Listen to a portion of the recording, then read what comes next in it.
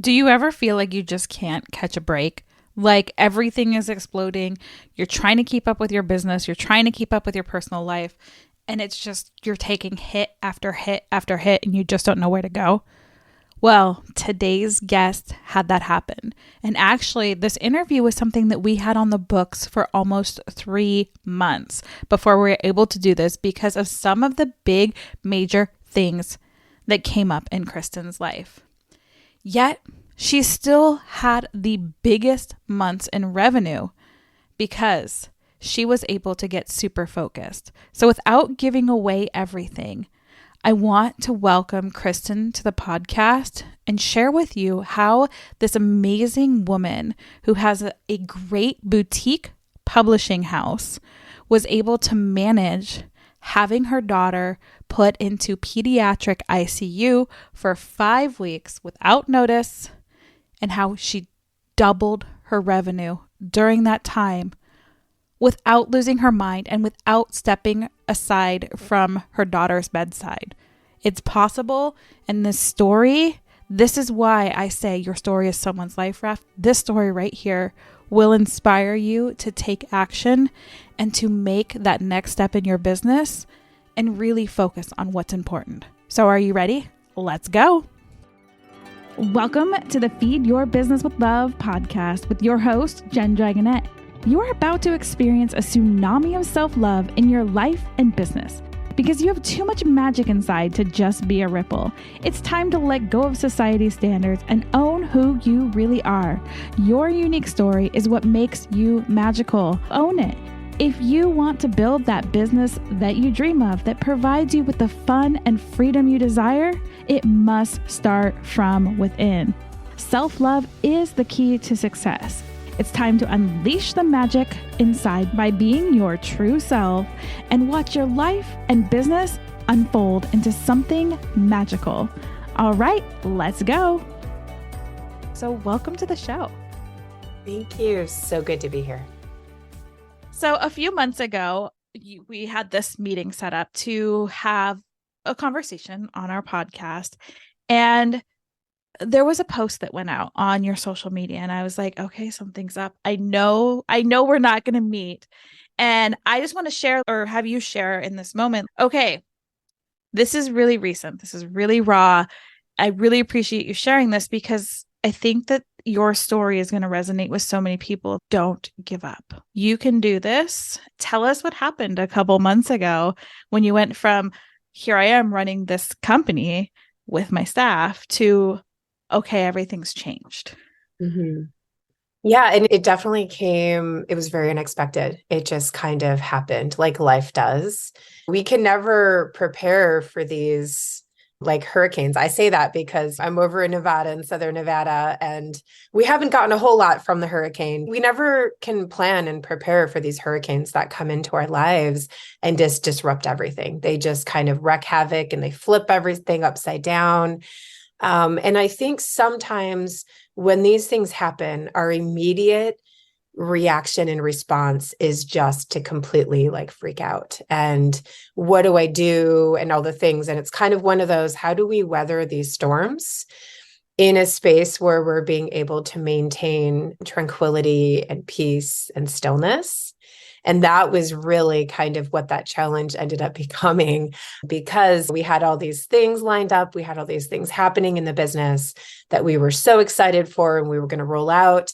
And then what I thought took my daughter to urgent care and it turned into a hospitalization where she was in intensive care for 5 weeks.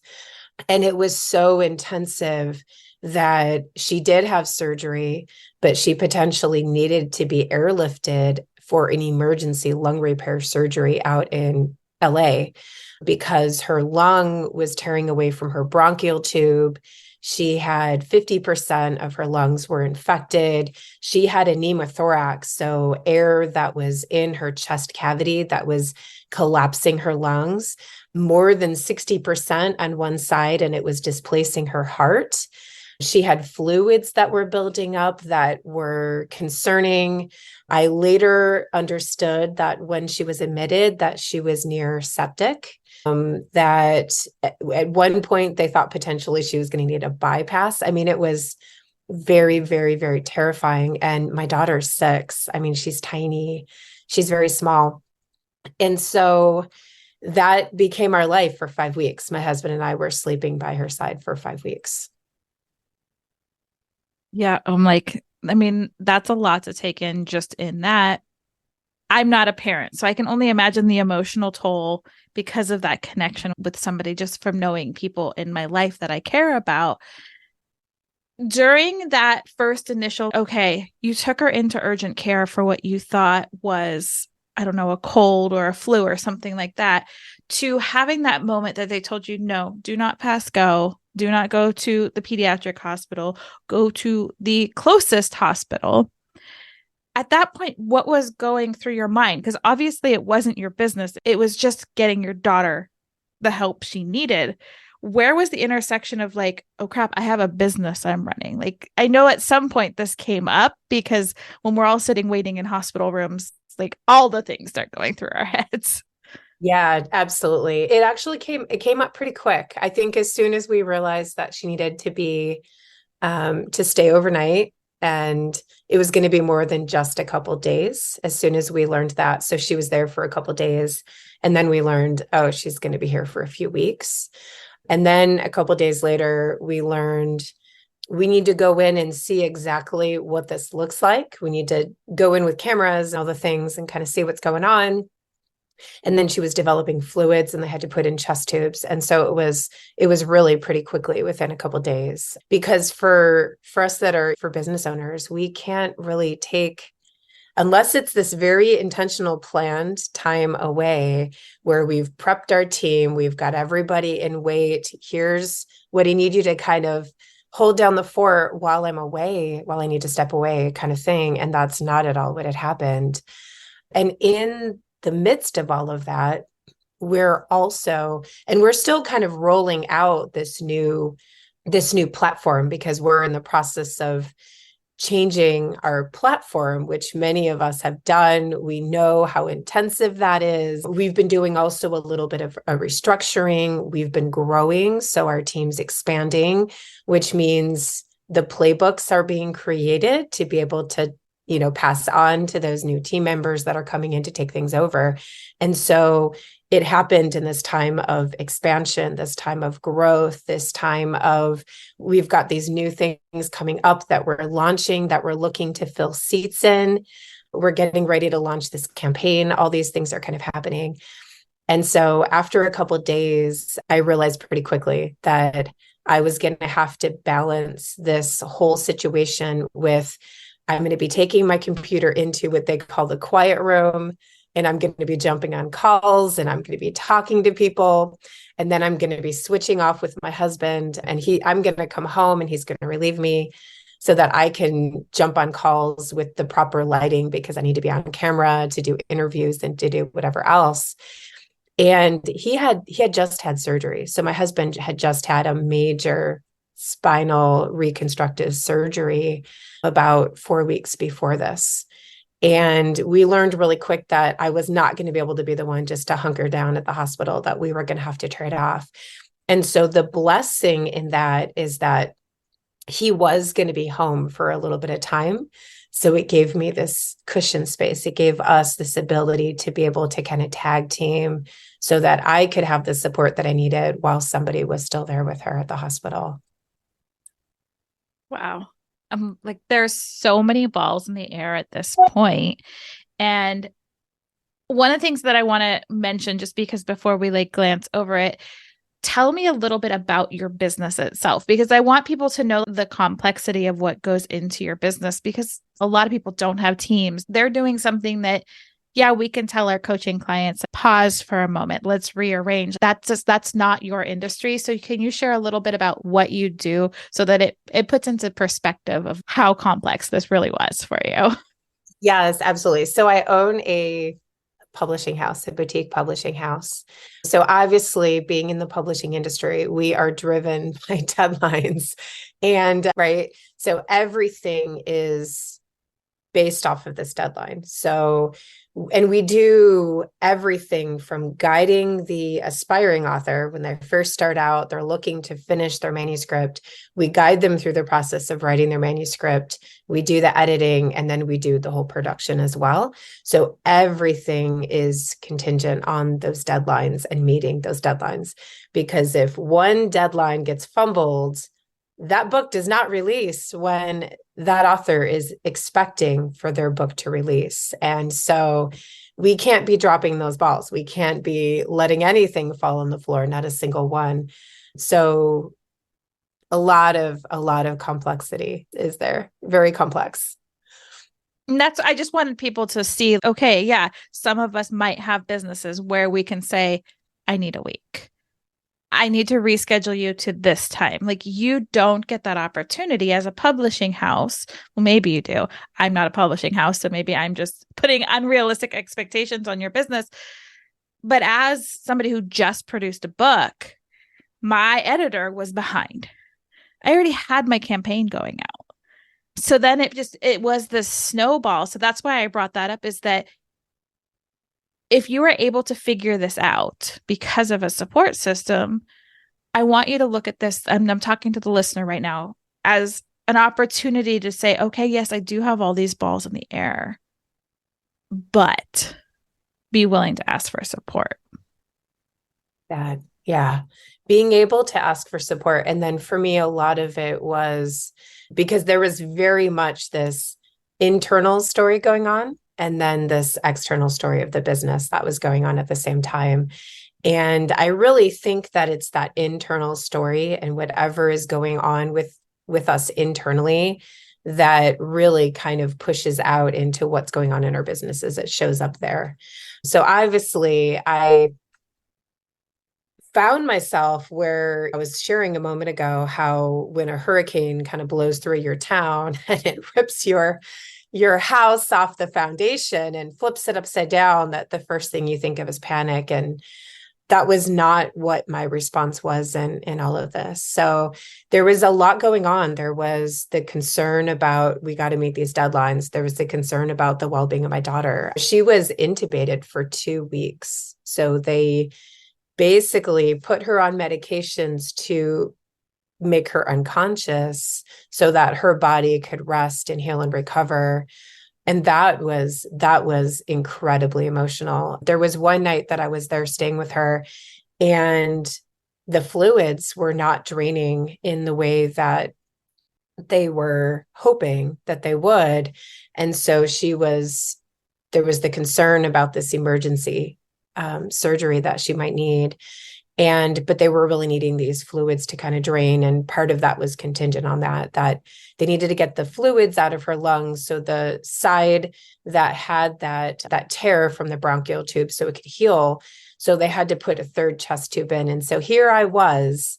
And mind you, I used to be, before I became a mother, I used to be that person who the sight of blood would make me feel like I needed to pass out. Right. I was not okay.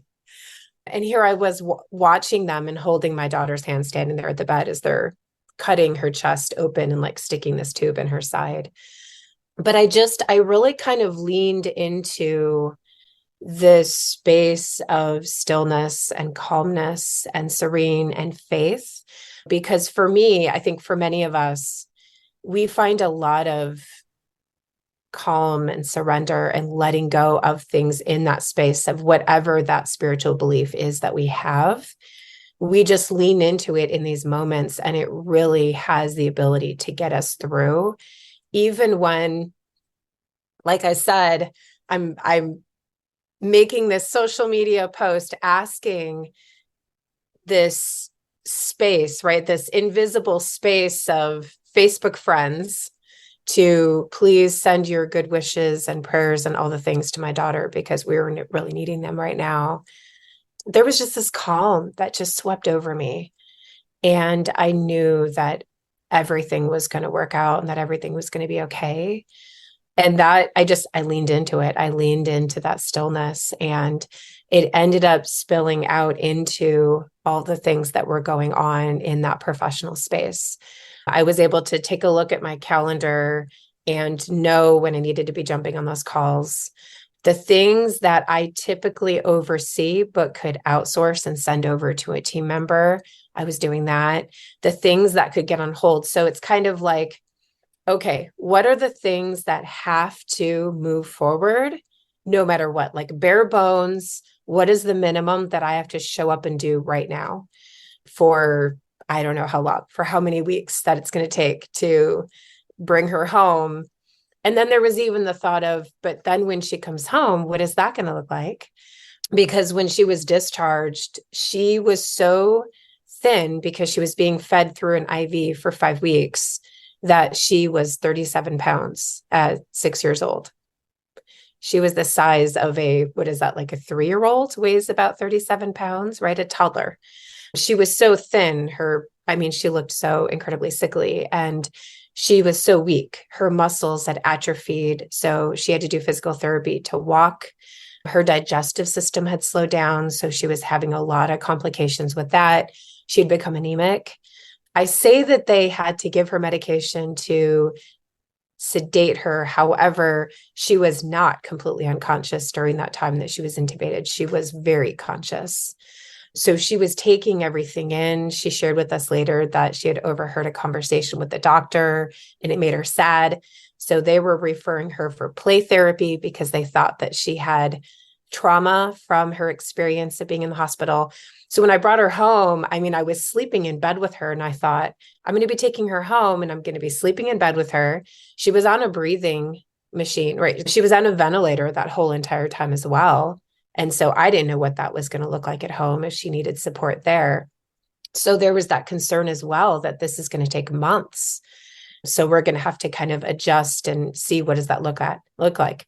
So what we did was we kind of looked at that overall bird's eye view of, these are the things that we're creating this quarter. These are the things that are rolling into what we're creating for next quarter. What of these things can be postponed? What can be pushed out to maybe roll out in early 2024? What do we need to maintain? Obviously, the deadlines of the books that we're editing, varying stages of editing in production and all of those kind of things, like that has to continue forward. So I need to release some of that piece that I typically oversee and send that over to my team, and then kind of calculated and moved things from there. Wow. I'm like, there are so many pieces there. I'm so glad that she's doing better, first off. I'm just listening to the story of it didn't end when you got to come home, and just being the sole caregiver to someone is a lot of work. And I've done it for a different not for a child, but for different family members, been that person that has to make the decisions and show up, and the comfort and all of those. And I love that you're like, what can I delegate and what can I put off? Because I think that so often we get so wrapped up in, there's a third level here of like, we're doing a lot of stuff we don't need to be doing in the first place that we could just cut all together. But that delegation piece, and that not everything is a fire that we have to work on, is something I think every single entrepreneur, regardless of what you do, needs to take into account. So I just want to share that with people that are listening. I hope you heard that, because it's critical. It's so critical. And I'm a planner, right? Sometimes I wonder, I'm like, do I have issues? Is this an issue? Because I plan when family comes into town or friends come into town to visit. I create itineraries. I create menus. I'm a planner. And so I swear I live by my printed planner as well. Everything goes into my printed planner. So it goes into my phone. However, I live through what's in the printed planner. And it's one that I order. It's like a custom special order from the UK kind of thing. I can't even order it till October. And in the meantime, I'm writing in a notebook for that following year to come out so I can put it all in there, because I plan a whole entire year in advance. Now, to be fair, in the publishing industry, we kind of have to do that, right? Because we're working with authors right now whose books will be releasing in 2024. So obviously, that's how far ahead we have to move. But the thing is that as much as I live by my printed planner, I also live by my whiteout tape, because I know that everything that goes into that planner, I'm telling you, I should own stock in whiteout tape. It's incredible. I think I have maybe a few pages in this planner that end up not getting shifted, but it really is kind of symbolic, because this whiteout tape, it really does represent our ability to be flexible and shift things around as needed, right? So we plan out our year. This is what the year is going to look like. Then we break it down into our quarters. These are the things that I wish to achieve in my business. So me personally, the business as well. This is what I hope to achieve in these quarters. But then this thing called life happens. And sometimes it really is just what's happening in our business. Let's say a client presents a new opportunity that is not something that we're currently doing. And when they come to us with this idea, this project, whatever it may be, and we think, we're not doing that currently, but is that something we want to start doing? Right? And then it shifts, it pivots, it moves. And when I say pivot, I feel like that is such a loaded word, because when people hear pivot, they think, wait, you're completely shifting. I don't mean that. I mean a slight redirection. That's really what that is. We have to be flexible in that. And so when I look at the quarters that I have coming up, these are the goals. These are the things I want to achieve. I can't tell you how many times, because I also know that the growth of my business is going to happen in an organic way. Because in order to be long-term successful, in order to be able to build in the way that is going to be sustainable, it needs to be this organic growth. It needs to be, right, this gradual planned out thing. And so what it looks like in the beginning of the quarter, it could turn around and completely change. But then these things happen, that hurricane comes along and we're thinking, what in the heck just happened?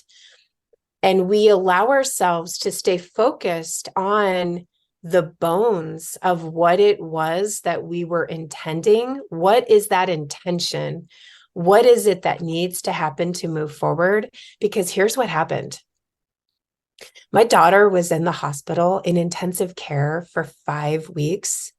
And in that month, we doubled our revenues. That says a lot. That really says a lot. So it's possible. It's possible for all of us to be able to have that kind of growth, because when we get down to where all we can focus on is the skeleton of what our business is about, we get in such deep internal alignment that we can't help but to have substantial growth and success from it. Mic drop. And there's the thing that just comes to my mind when you say that is, we spend so much time building, creating, redesigning, doing all of this. We forget about that skeleton. But that skeleton is what keeps us from being a puddle of moosh on the ground. So I think that although it was, I'm not even going to say that the blessing in this terrible, terrible thing that you had to go through. And again, I'm so glad that she's on the other side, is that you got to see how valuable the bare bones was. You doubled your income with your daughter unexpectedly in the pediatric ICU there's so much there that shows of who you are as a person, but also the importance of here's what I can mentally handle. And I think anybody, whether you're going through something traumatic or you're just at a point in your business, my business isn't growing. I feel like I'm working 50 hours. I mean, and I'm there 60-hour weeks. It's not what I traded my life in for. I'm like, what does that work out to hourly when you start thinking about your paid time? And it's so important. So I want to also know, because you were able to delegate going forward, are you playing as much of a role in your company as you were before, or have you found people that you could delegate different things to, where during that time you had to let go of that trust factor? Because we could all micromanage people because they're not going to do it like us. So you had to give up some of that trust factor of letting someone else. And did you take those things back? Yes. Oh my gosh, that's such a great question. So the answer is no, not all of it I did take back, because because of that alignment, right? That grounding, because this is what happens. When that storm comes along, we got to post in our stake and we have to hunker down. And we're like holding on for dear life. Okay, these are the things. So in getting an alignment, because yes, I have to find the calm so that one, I can sit beside my daughter, even when she's halfway conscious because she's fighting hard. How can I be on, if you will, in this space of crisis? Because we all do that, right? We go into this crisis mode and we're in go mode. We're like, okay, right? Because before they intubated her, I had to help her get up. I had to help her potty. I had to help her eat. She kept me so busy that I didn't even have time to think about the emotions of how I was feeling with seeing her so sick. And then when she was intubated, I'm sitting there and she's laying in this bed and I have nothing but sitting with those emotions. But I found myself still not doing it. I found myself still on, because the doctors would come in and I needed to be able to receive whatever it is that they were sharing with me. And then I've got my family members and my husband's family that are all on, like, holding their breaths, waiting for those updates. And I'm keeping everybody updated. And so I was in go mode. And then what I did was, when I switched off with my husband, I went home and I climbed into a hot bubble bath after, which, mind you, we also have another child that we were having to take care of that was still in school, that we had to keep that routine stable for him because he was missing his little sister.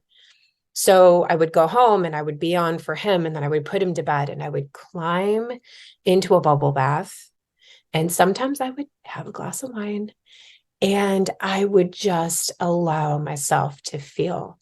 I would allow myself to process, because here's the truth. We could have lost her. When she was in the hospital, we could have lost her.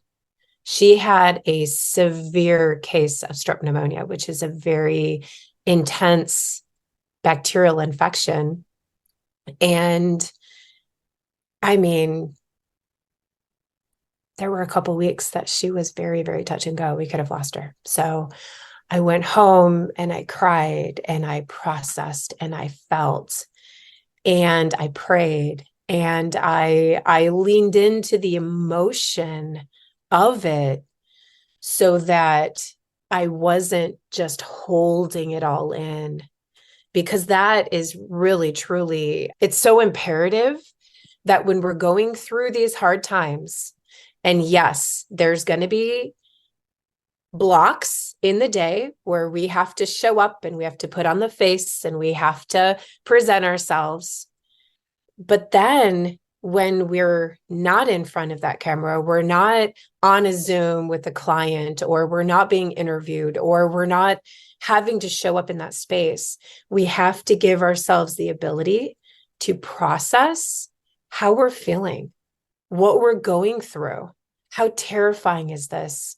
How sad, how I'm grieving, right? I'm grieving just the fact of, because at the time, we didn't know what that recovery was going to look like for her. We didn't know if it was going to turn into this chronic condition. We didn't know. There was so much unknown. And for those of us that are planners, that like to plan our whole year out way in advance, we don't like the unknown. It's scary. It feels uncomfortable. It feels unsettling. It feels dangerous, right? But if we can just put on the brakes and pause and just allow the things to be unknown. What does this mean for my business? You know what? Right now, I don't exactly know, but I know what I have to do tomorrow. I know what I have to show up and take care of. Again, bare minimums, but I'm going to show up and I'm going to do those things. And then in between, I'm going to give myself the space that I'm needing. I'm going to lean into that. I'm going to allow myself to be comforted by my community, which for some of us, that's really uncomfortable, right? But we have to do it because we're needing it. So much growth comes out of these hurricanes that come our way, regardless of what they look like. It could be a divorce. It could be a family death. It could be somebody in the hospital. It could be, right? There's so many different things that this could look like for all of us because we experience it at some point in time in our lives. We go through it. So allowing the space, accepting this is the capacity that I have for now, and I'm going to allow myself that capacity. I'm going to allow myself to kind of come down a little bit and trust. I'm going to trust my team. I'm going to trust my God because I believe in my faith and my spirituality. I'm going to trust in myself that I know that I'm going to be okay. We're going to get through this, whatever that means. And that right there is everything. Yeah. And I think that's the hardest part too. Like it's everything, yet it's the hardest part is to really let go and to break down those walls and say, I can feel this way and still have this. I don't have to show up on all the time. And that, I mean, in a world that gives you the badge of honor for hustling, I think that this is something we all need to hear is that slowing down, that is where your next level is going to be. Whether that's getting through the hard time and that storm, or that's getting to your next level of your business or life or whatever new chapter, you have to feel the feels and dig out the bare bones of, okay, this is a lot to process. We're human. We only have so much energy. And there's only so much caffeine and whatever else you're using to supplement that high. But that's the important part, is the fact that you took those bubble baths for you is probably why, a big reason why you were able to piece down what needed to be done and double your revenue during, I mean, again, not a parent, but I can only imagine what it'd be like just thinking of it as a friend or a family member in the hospital going through. That's huge. Mm-hmm. And the big takeaways too that we get from these life like hurricanes is this is the biggest takeaway. Don't wait for another hurricane to hit before you give yourself the space to know when you're at your capacity, to don't hit burnout before you realize, whoa, capacity, outgrown it, don't have it, overextended. Don't wait. Don't allow yourself to get overextended and burned out. So not just during those hurricane seasons, because man, oh man, do they come when we don't expect, when we think are taking our child to urgent care, right? They hit. But then in between, just when life is kind of normal, we still have to allow ourselves the space to process whatever it is that is going on. And it's going to be potential in a much smaller degree. Maybe I just didn't sleep well last night. And today I'm feeling really tired. And I had all these tasks that I was supposed to get done. giving ourselves the grace and the space to be human is really, truly one of the most imperative things that we can learn how to navigate as an entrepreneur. Yes, I'm like, being a human. I'm like, but we're all superhumans, right? Because we're entrepreneurs. We can be superhumans in block periods throughout our day, right? And then we can step away and we can climb into the bath and we can feel all moody and emotional. We can have our whatever it is, right? Whatever that drink of choice. Maybe it's not wine, maybe it's just water. We can be human and we can be superhuman. We can be both. But the reality is that we don't have to be perfect. We don't always have to have all the answers. We don't have to pretend that we do, because we just don't. So the truth is, when that hurricane hit my family, I didn't have all the answers. I didn't know how it was going to play out. I didn't know what that after was going to look like. I didn't know what the rubble was going to be that was going to be left behind from that storm. But I had the peace and I had the understanding that whatever that was going to look like, I was going to pull out my whiteout tape and I was going to get through it and it was going to be okay. I think as entrepreneurs, we just need to know when to surrender to our circumstances to be able to get through them. I think that we need to lean into our communities and allow them to support us. Because here's the thing, regardless of what we do professionally, if you're an entrepreneur, you either sell a service or you sell a product. You're selling something to somebody else that is supposed to make their life better. So if we're selling to them, live your authentic life, and we're not doing that, so that's the reminder there. That's the reminder that I give myself all the time. I tell my authors, you are changemakers. You are sharing this big, bold story. You are creating impact in the world. You are doing all these things. And the only way to do that is to show up boldly, to show up truthfully, authentically as you. So we have to, right? We have to kind of stand up to that call too and follow the advice that we are giving to others. How many of you are feeling as called out as I am? All of us? Because I know I'm feeling called out, and that's a good thing, because that is such a beautiful reminder. And it's one that, I mean, I need to hear it. I need to hear it every day. Like, as different chapters close and open and change, we can be superhuman and we can be the mushy blob of stuff on the floor, and both are okay. And both are part of why people are going to be attracted to coming into your world, is just that. And sharing stories like these this is why I keep saying I can't run two podcasts. Running two podcasts with a production company is stupid, Jennifer. You need to stop. And when I call myself Jennifer, you know I'm calling myself out, because I normally go by Jen. And I'm like, Jennifer, what are you doing? But it's these conversations of why this show can't go away, is because this is this piece of entrepreneurship, of self-love, of being human, especially as we're getting more and more like, how can we use AI? You're going to need to stand out as a human, and your stories are what is going to make you stand out.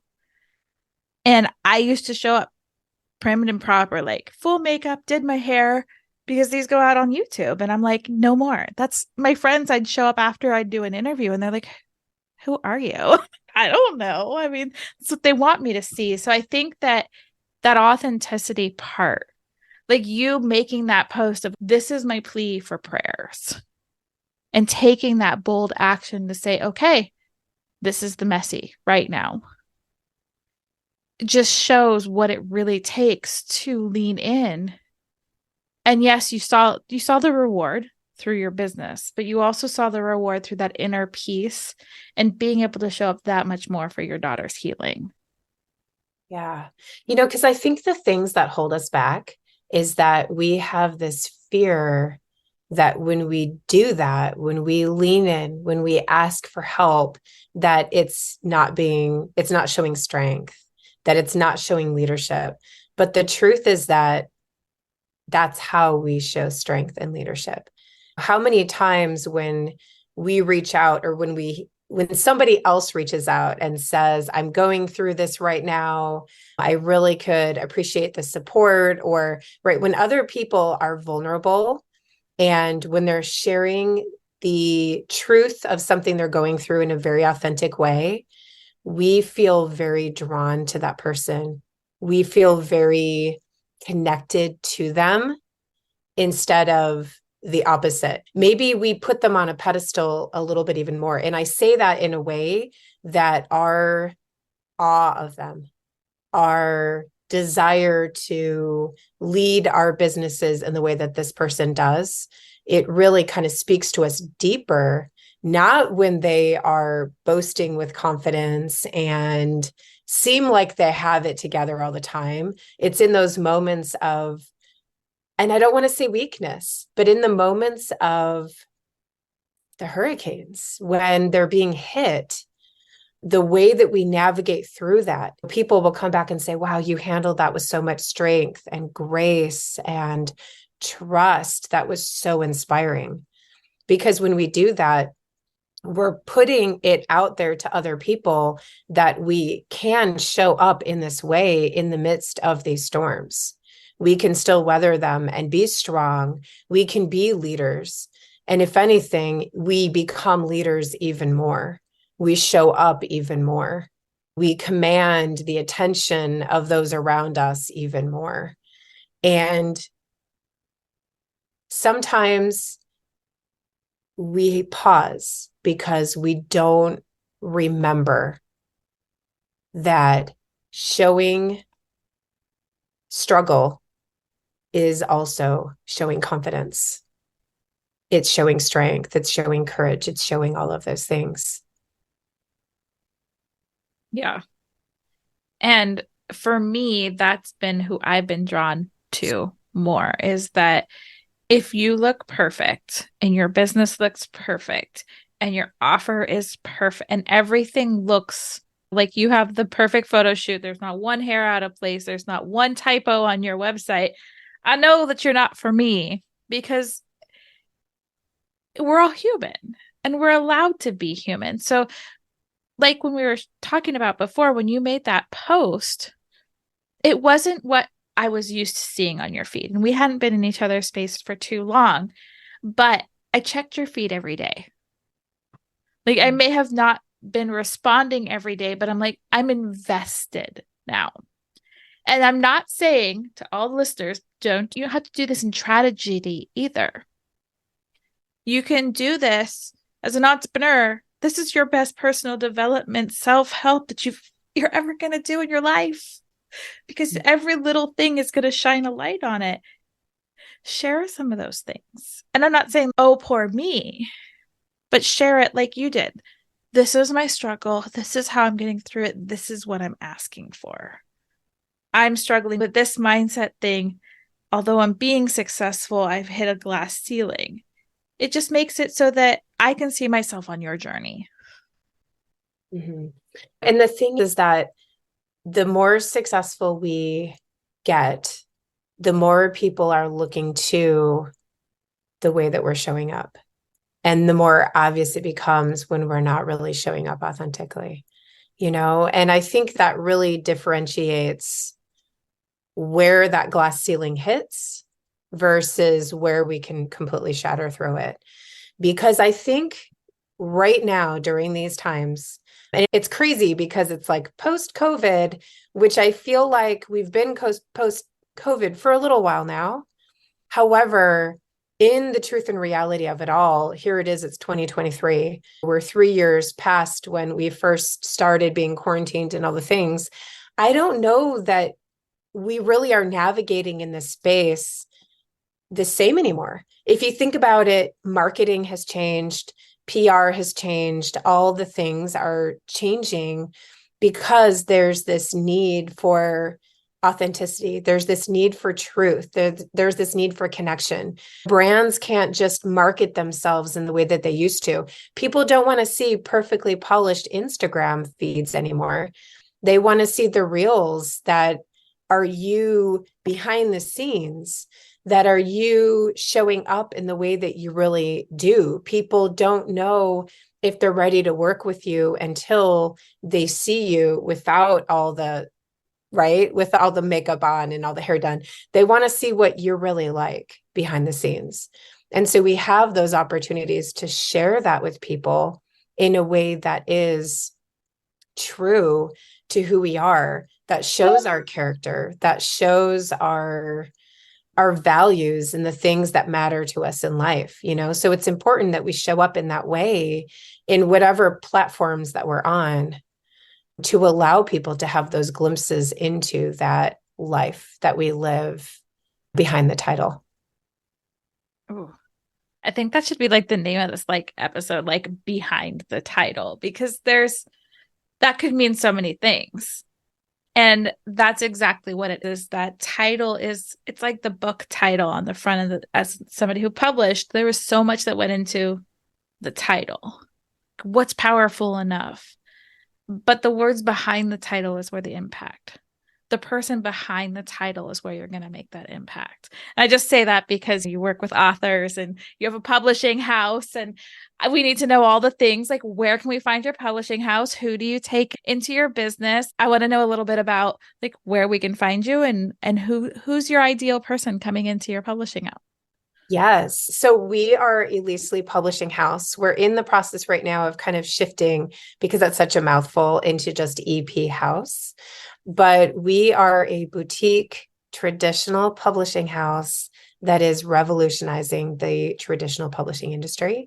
And the reason for that is because we truly believe that everyone should have access to industry professionals. You shouldn't have to jump through all the hoops and red tape to be able to put your story out into the world. And I think that there's so many ways that's changing what that looks like. The shape of publishing is really changing with self-publishing and whatnot.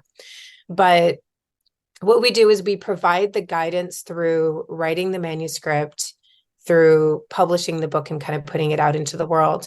And we're looking for people that are just looking to share their raw, authentic, bold stories. So changemakers from around the world that have stories to share, that they know that story is going to create impact in some way.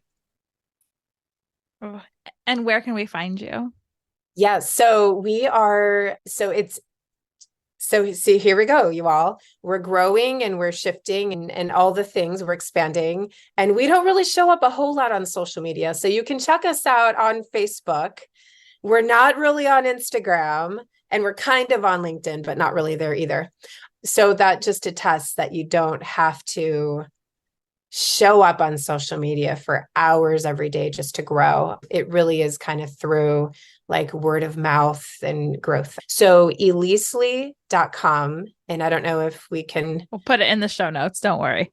There we go. And if you're looking, so when you go onto the website, there's all different ways that you can schedule like a discovery call with us to kind of get some feedback on your book idea. If that's the stage that you're at right now, is you just have an idea, you can reach out and we can jump on a call and we can share the ways that we're able to support you in finishing the manuscript. If your manuscript's done and you're curious to know what that would look like, you can reach out there too.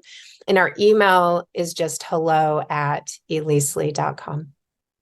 I love that. And the fact that you're like, we're not really on social and we're super successful. I'm like, can you be on every one of them? I'm like, I might clip that and put that in every episode, because this is something that I've been trying to tell people for years. Is like, I've grown my business, my production side business, word of mouth. I could stop showing up on social media and still keep growing.